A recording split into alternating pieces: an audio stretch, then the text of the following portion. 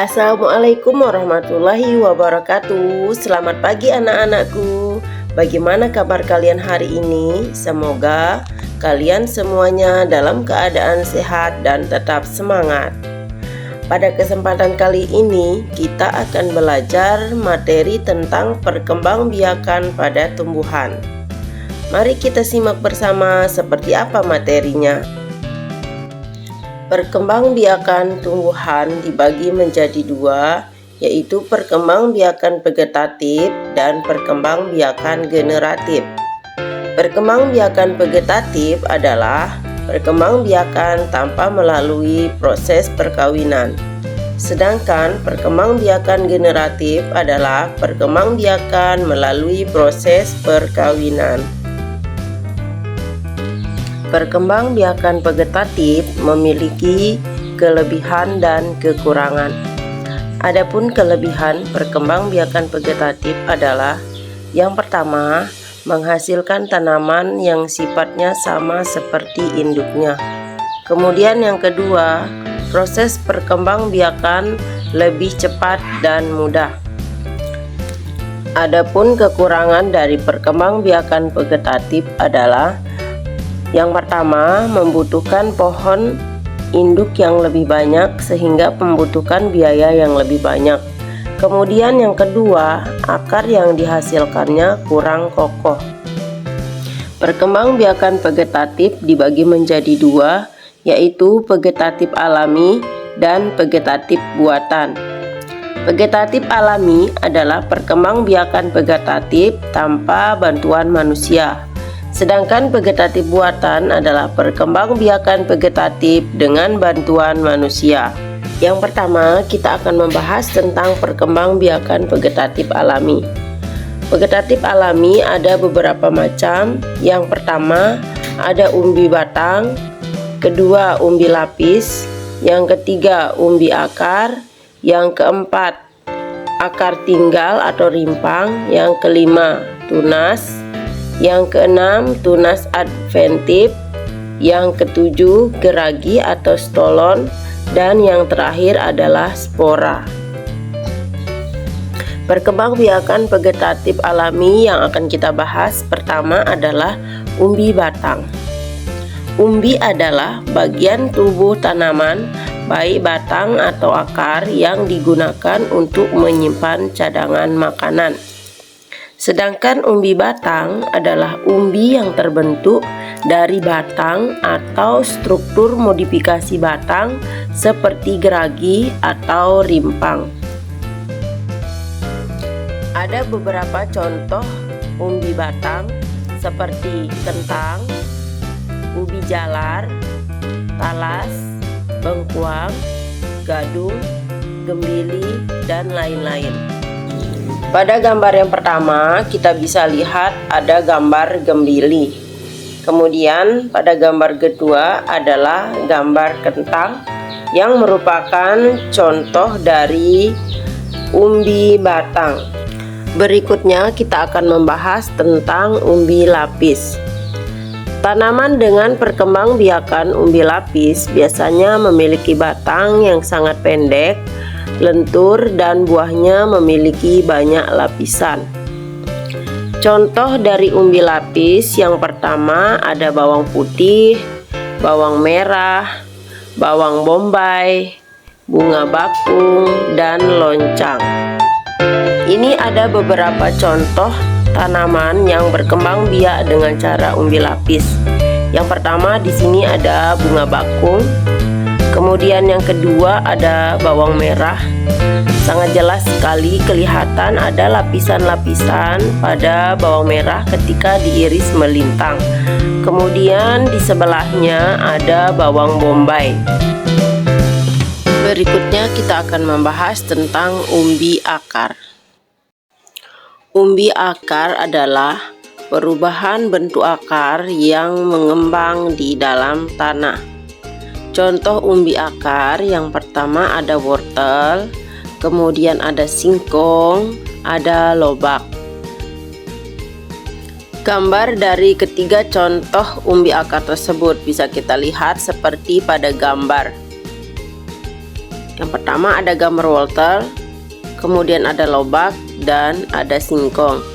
Jadi selain ketiga contoh tumbuhan tersebut, ada juga beberapa contoh tumbuhan yang menggunakan umbi akar. Perkembangbiakan selanjutnya adalah akar tinggal atau rimpang, atau juga biasa disebut dengan rizoma. Akar tinggal atau rizoma adalah perubahan akar yang menggelembung di dalam tanah. Adapun contoh dari akar tinggal seperti jahe, kunyit, lengkuas, kencur, dan lain-lain. Ini adalah tampilan dari beberapa gambar tumbuhan yang menggunakan akar tinggal. Yang pertama ada lengkuas, kemudian ada kencur, dan yang ketiga ada kunyit. Selain perkembangbiakan yang sudah disebutkan tadi, perkembangbiakan dengan cara vegetatif alami juga dapat dilakukan dengan cara tunas. Tunas adalah bagian tumbuhan yang baru tumbuh dari kecambah atau kuncup yang berada di atas permukaan tanah atau media. Contoh tumbuhan yang berkembang biak dengan tunas adalah bambu, tebu, pohon pisang, eceng gondok, padi, dan lain-lain. Ini adalah contoh tumbuhannya. Yang pertama di situ ada tebu, kemudian yang kedua ada padi, dan yang ketiga ada pisang. Kita ambil contoh yang paling gampang di sini. Pada gambar pohon pisang itu ada yang dikasih tanda panah. Itu adalah tunas dari pohon pisang. Jadi tunas itu tumbuh di dekat induknya. Selanjutnya kita akan membahas tentang tunas adventif. Tunas adventif adalah tunas tumbuhan yang tumbuh di tepi daun dan akan muncul akar pada tunas tersebut. Contoh tumbuhan yang menggunakan tunas adventif adalah tumbuhan cocor bebek. Jadi selain tumbuhan cocor bebek, ada juga beberapa jenis tumbuhan yang berkembang biak dengan cara tunas adventif. Seperti kita lihat pada gambar berikut, ada cemara dan bunga wijaya kusuma. Perkembangbiakan vegetatif alami berikutnya adalah geragih atau stolon. Stolon adalah cara berkembang biak pada tumbuhan dengan batang kecil yang menjalar di atas permukaan tanah dan buahnya ada di ujung batang tersebut. Contoh tumbuhan yang berkembang biak dengan stolon adalah pegagan. Selain itu, ada juga stroberi dan rumput teki. Perkembangbiakan vegetatif alami yang terakhir adalah spora. Spora merupakan salah satu inti sel yang fungsinya berubah menjadi alat perkembangbiakan. Tumbuhan yang berkembang biak dengan spora adalah tumbuhan non-vaskuler seperti paku, jamur, alga, lumut, dan ganggang. Perhatikan gambar berikut. Ini adalah contoh spora yang terdapat di dalam paku. Jadi pada gambar yang ditunjuk oleh panah itu adalah butiran-butiran spora yang terdapat di bagian bawah daun pada tumbuhan paku. Spora berfungsi sebagai alat perkembangbiakan pada paku. Selain gambar pada paku, kita juga bisa melihat di sini ada gambar jamur, kemudian ada gambar rani, yang semuanya termasuk ke dalam contoh tumbuhan yang berkembang biak dengan menggunakan spora. Demikian tadi pembahasan kita tentang perkembangbiakan vegetatif alami pada tumbuhan. Semoga bermanfaat. Terima kasih dan sampai jumpa. Assalamualaikum warahmatullahi wabarakatuh. Bagaimana kabar kalian hari ini? Semoga semuanya selalu dalam keadaan sehat dan tetap semangat. Pada kesempatan kali ini, kita akan belajar tentang perkembangbiakan vegetatif buatan. Seperti apa materinya? Mari kita belajar bersama.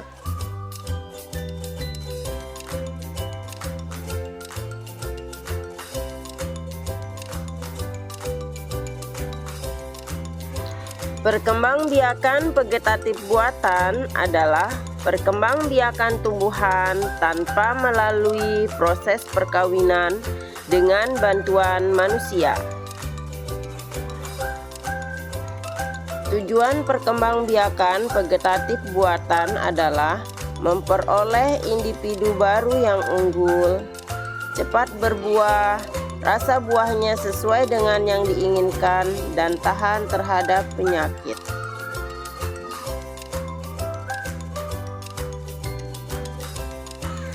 Adapun jenis-jenis perkembangbiakan vegetatif buatan adalah yang pertama, mencangkok, kedua, menyetek, ketiga, menempel atau okulasi, keempat, menyambung atau mengenten, dan yang kelima adalah merunduk.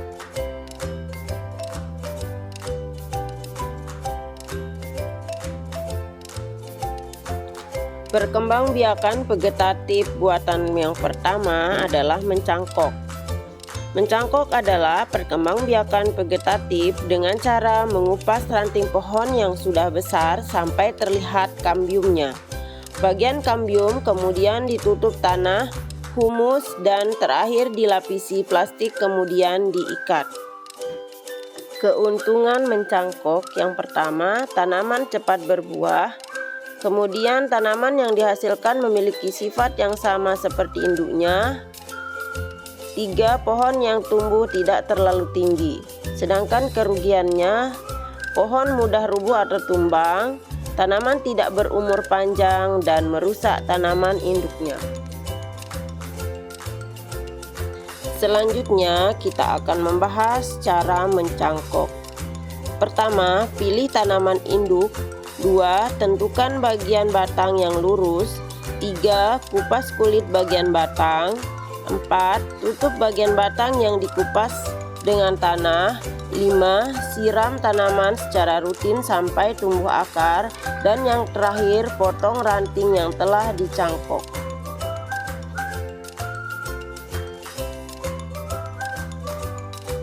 Berikutnya kita akan membahas tentang menyetek.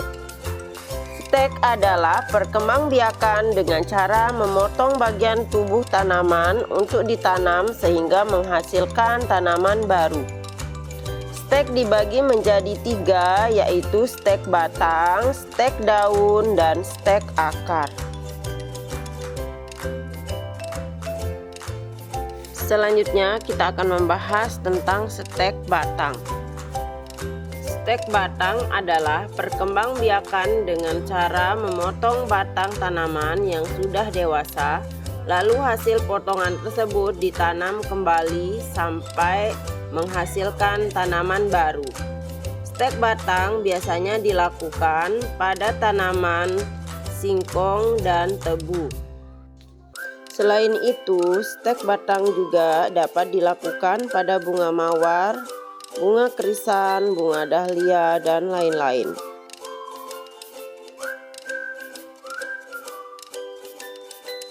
Selanjutnya, stek daun. Stek daun dilakukan dengan cara memotong daun yang sudah dewasa.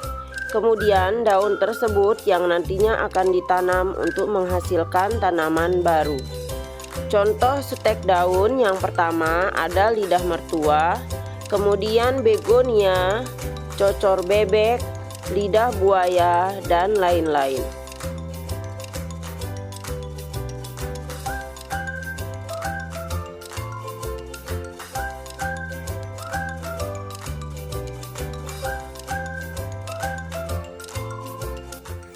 Stek akar.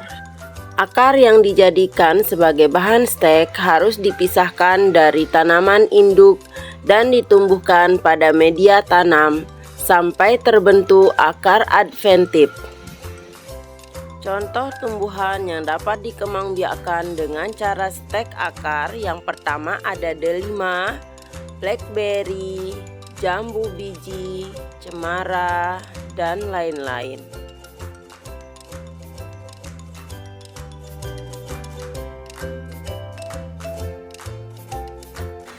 Selanjutnya, menyambung atau mengenten. Perkembangbiakan yang dilakukan dengan cara menggabungkan tanaman menjadi satu sehingga bisa menghasilkan individu baru. Tujuan menyambung atau mengenten adalah menggabungkan sifat tanaman sehingga menghasilkan tanaman unggul sesuai dengan keinginan. Berikut adalah gambar proses menyambung tanaman. Selanjutnya, menempel atau okulasi.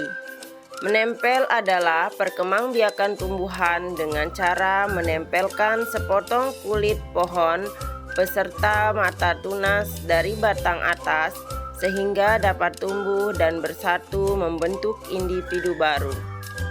Tumbuhan yang dapat dikembangbiakkan dengan cara menempel atau okulasi adalah jeruk nipis, kakao, belimbing, alpukat, mangga, jambu, dan lain-lain. Proses menempel dapat dilihat seperti pada gambar. Perkembangbiakan selanjutnya adalah merunduk. Merunduk bisa dilakukan dengan cara salah satu ranting dibengkokkan sampai ke tanah, lalu ditimbun dengan tanah. Penimbunan dengan tanah tidak perlu dilakukan sampai seluruh batang tertutup tanah. Sisakan bagian ujung batang agar muncul di permukaan tanah. Ini bisa dilakukan pada batang yang menjulur, lentur, dan dekat dengan tanah. Berikut beberapa contoh tumbuhan yang dapat dikembangbiakkan dengan merunduk.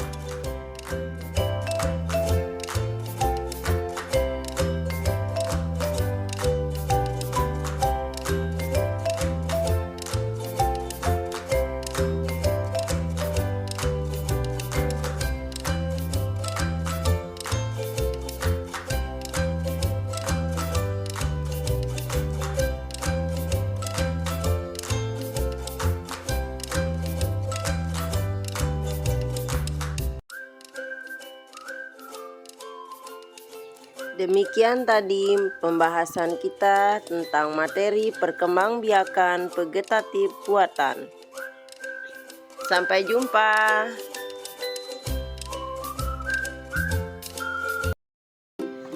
Assalamualaikum warahmatullahi wabarakatuh. Ketemu kembali dalam pembahasan perkembangbiakan tumbuhan. Kali ini kita akan belajar materi tentang perkembangbiakan generatif tumbuhan.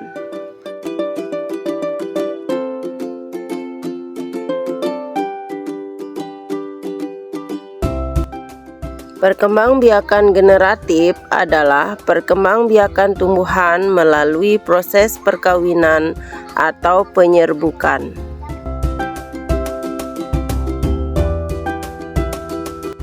Alat perkembangbiakan generatif tumbuhan adalah bunga. Proses perkembangbiakan generatif tumbuhan terjadi melalui proses penyerbukan dan pembuahan.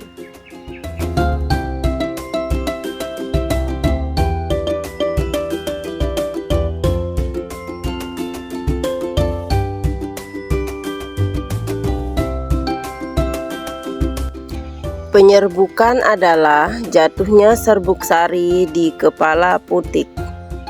Sedangkan pembuahan adalah proses terbentuknya bakal biji dari hasil penyerbukan.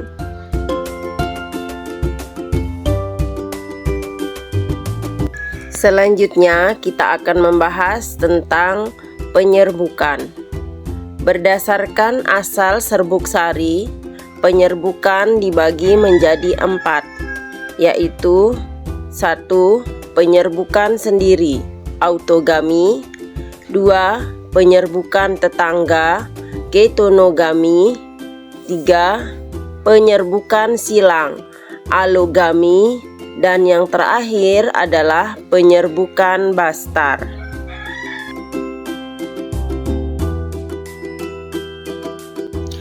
Penyerbukan sendiri atau autogami adalah penyerbukan yang terjadi ketika serbuk sari jatuh pada kepala putik bunga yang sama, seperti yang terlihat pada gambar di samping.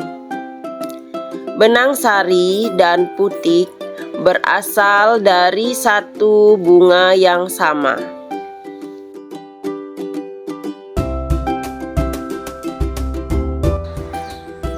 Selanjutnya, penyerbukan tetangga atau getonogami adalah proses penyerbukan yang berasal dari bunga berbeda namun masih satu individu atau satu tumbuhan, seperti yang terlihat pada gambar di samping. Ada dua jenis bunga, tetapi masih dalam satu pohon. Sel kelamin jantan dan sel kelamin betina berasal dari bunga yang berbeda.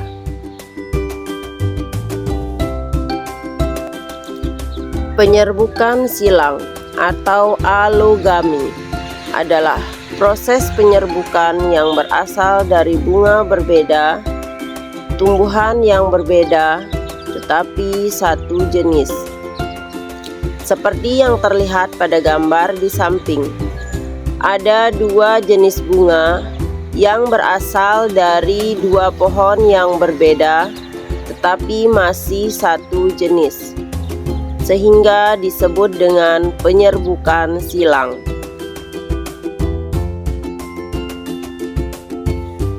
Penyerbukan yang terakhir adalah penyerbukan bastar atau hibridogami. Adalah proses penyerbukan yang berasal dari bunga berbeda, tumbuhan berbeda, dan jenis yang berbeda. Seperti yang terlihat pada gambar di samping, ada dua jenis bunga yang berasal dari tumbuhan yang berbeda jenisnya, sehingga sel kelamin jantan dan sel kelamin betina berasal dari dua bunga yang berbeda.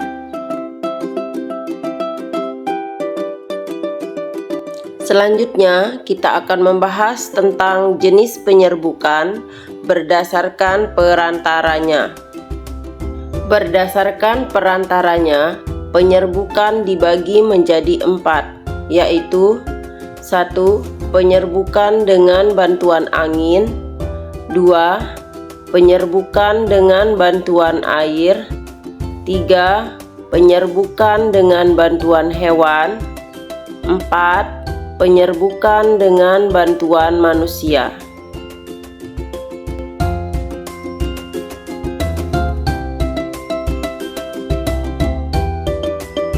Penyerbukan dengan bantuan angin memiliki beberapa ciri.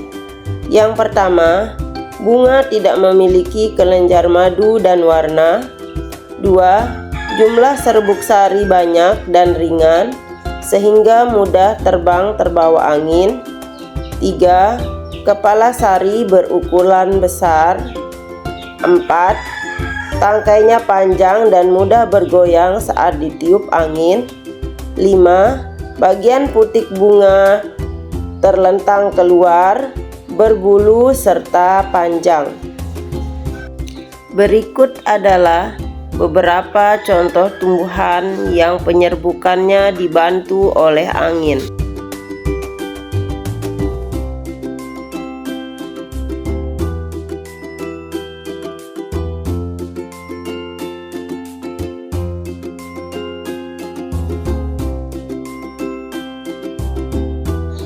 Berikutnya, penyerbukan dengan bantuan air. Ciri-ciri penyerbukan dengan bantuan air. Yang pertama, mahkota bunga kecil. 2. Warna bunga tidak mencolok. 3. Tangkai sari panjang. Proses penyerbukan terjadi saat serbuk sari terbawa aliran air dan masuk ke kepala putik. Selanjutnya, kita akan membahas tentang penyerbukan dengan bantuan hewan.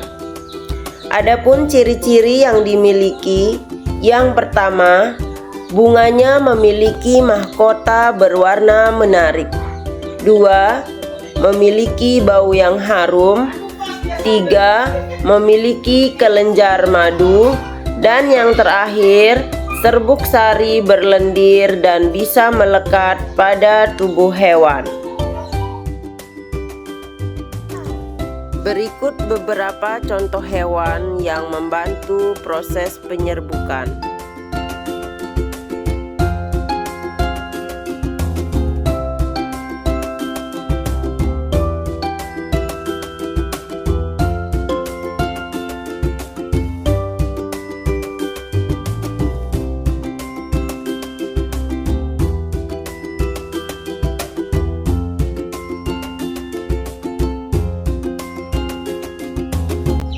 Penyerbukan yang terakhir adalah penyerbukan dengan bantuan manusia. Tumbuhan yang penyerbukannya dibantu manusia adalah yang memiliki bunga tunggal, artinya kelamin jantan dan betina terpisah. Gambar di samping adalah tanaman vanili yang proses penyerbukannya dibantu oleh manusia. Demikian tadi pembahasan kita tentang perkembangbiakan vegetatif tumbuhan.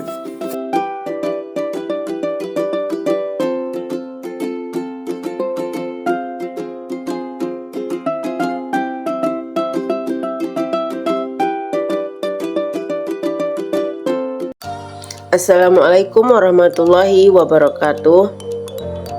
Kali ini kita akan belajar materi tentang bagian-bagian bunga dan fungsinya.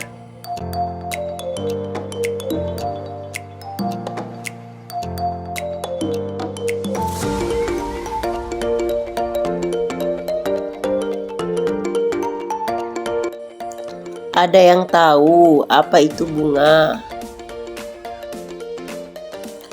Bunga adalah alat perkembangbiakan generatif pada tumbuhan.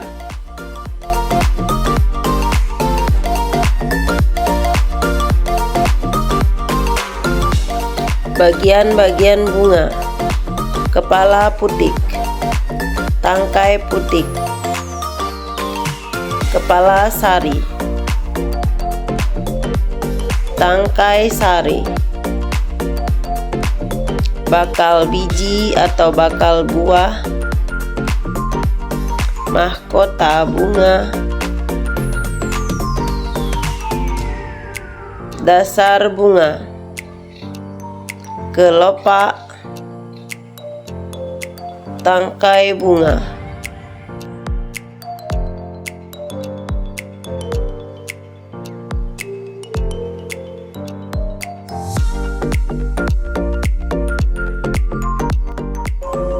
Selanjutnya kita akan membahas fungsi bagian-bagian bunga. Yang pertama, tangkai bunga berfungsi untuk menyokong bunga.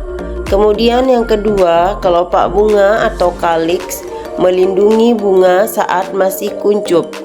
Yang ketiga, dasar bunga berfungsi sebagai tempat bertumpunya bagian-bagian bunga yang lain.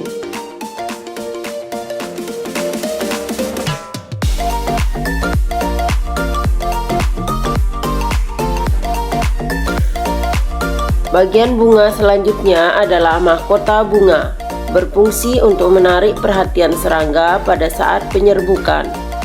Benang sari, sebagai alat kelamin jantan pada bunga yang menghasilkan serbuk sari. Putik, sebagai alat kelamin betina.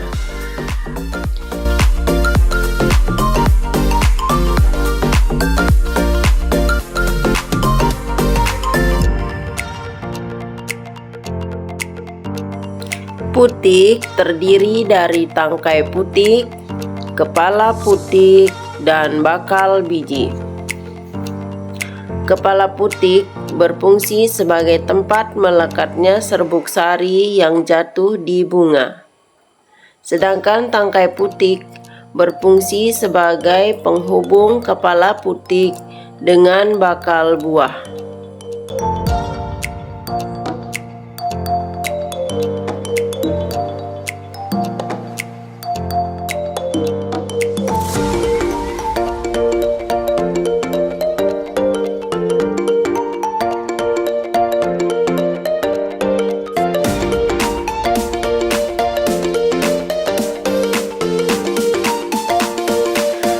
Berdasarkan kelengkapannya, bunga dibagi menjadi dua, yaitu bunga lengkap dan bunga tidak lengkap. Bunga lengkap adalah bunga yang memiliki seluruh bagian-bagian bunga, yang terdiri dari kelopak, mahkota, benang sari, dan putik. Sedangkan bunga tidak lengkap adalah bunga yang tidak memiliki salah satu bagian-bagian bunga. Berikut contohnya.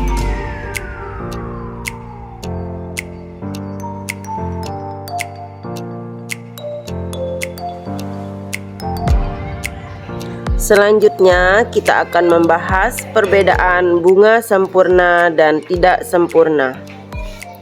Bunga sempurna adalah bunga yang memiliki dua alat perkembangbiakan dalam satu bunga. Sedangkan bunga tidak sempurna adalah bunga yang hanya memiliki satu alat perkembangbiakan dalam satu bunga. Alat perkembangbiakan tersebut bisa berupa benang sari atau putik saja. Berikut contoh bunga sempurna dan tidak sempurna.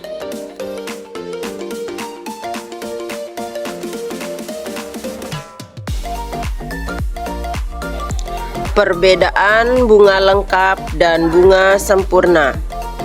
Bunga lengkap adalah bunga yang memiliki kelopak, mahkota bunga, benang sari, dan putik. Sedangkan bunga sempurna adalah bunga yang memiliki benang sari dan putik. Jadi, dapat disimpulkan bahwa bunga lengkap termasuk ke dalam bunga sempurna, sedangkan bunga sempurna tidak termasuk ke dalam bunga lengkap. Demikian tadi pembahasan kita tentang bagian-bagian bunga dan fungsinya.